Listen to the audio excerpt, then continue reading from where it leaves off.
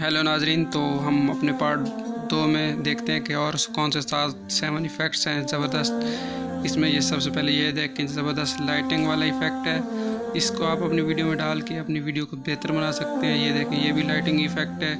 इसके अलावा और भी ज़बरदस्त इफ़ेक्ट आ रहे हैं, उनको भी आप देखें और अपनी वीडियोज़ को ज़बरदस्त बनाएं। अपना जब आपका कंटेंट बेहतर होगा, आपकी वीडियो लोग पूरी देखेंगे। जब पूरी देखेंगे वो आपके चैनल को सब्सक्राइब करेंगे और आपकी व्यूवरशिप्स बढ़ेगी। तो ये सारे इफ़ेक्ट्स जो है काइनमास्टर के अंदर मौजूद है, मैंने पहले बता चुका हूँ। इंशाल्लाह है मैं इनको आपको जो है इस्तेमाल करना भी सिखाऊंगा, ताकि आपको जो है बेहतर से बेहतर अपना कंटेंट बना सकें।